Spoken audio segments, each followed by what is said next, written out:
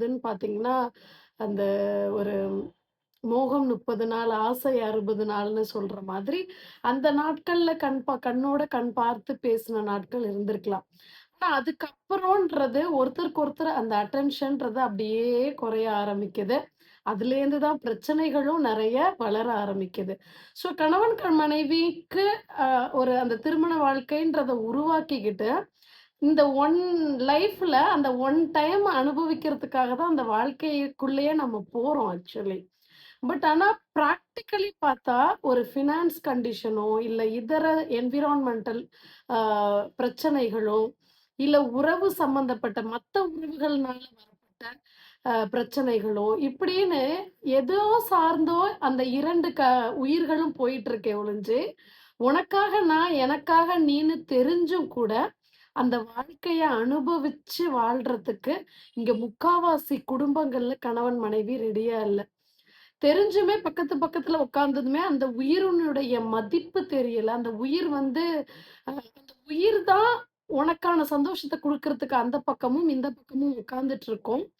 அந்த ஒருத்தருக்கு ஒருத்தர் அத பகிர்ந்துக்கிட்டோம் எல்லா வகையிலும் அப்டின்னா, முக்காவாசி மன அழுத்தம்ன்ற ஒரு விஷயத்த சரி பண்ண தான் கடவுள் கல்யாணம்ன்ற ஒரு விஷயத்த ஒரு ஆண், பெண் இணைப்பு அப்டின்றத கடவுள் உருவாக்குனார். அத வந்து நம்மளுமே அ அந்த வாழ்க்கைக்குள்ள போறோம். ஆனா, இத்தன விஷயங்கள் புரிஞ்சுமே, அந்த திருமண வாழ்க்கையே என்ன ஆக்கிடுறோம் அப்டின்னா, ஒருத்தருக்கு ஒருத்தர் ஒழுங்கா அதுல மனமுவந்து இல்லாம, அத கரெக்ட்டா அனுபவிக்காம, புரிஞ்சுக்காம என்ன பண்றோம் அப்டின்னா, அந்த திருமண வாழ்க்கையே மன அழுத்தத்துக்கான காரணமா மாத்திக்கிறதுக்கு இருவருமே தான் அங்க காரணமாக இருக்கோம்.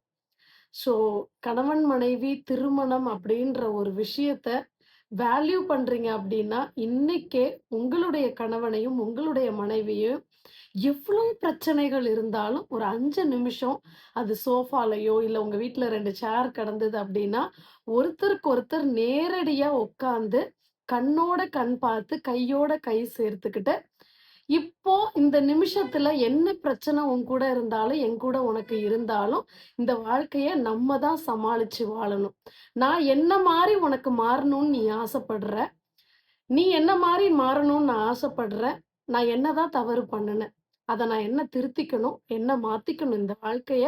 உன்னோட நான் சந்தோஷமா வாழ்றதுக்குன்னு, ஒரு 5 நிமிஷம் கண்ணோட கண் பார்த்து பேசுனீங்க அப்டின்னா, இருக்கக்கூடிய அத்தனை பிரச்சனைகளையுமே கண்டிப்பா சமாளிச்சு, சந்தோஷமா வாழ்றதுக்கு இன்னமுமே உங்க வாழ்க்கையில, கணவன் மனைவி வாழ்க்கையில நேரங்கள் இருக்கு. கொஞ்சம் ட்ரை பண்ணி பாருங்க. நன்றி.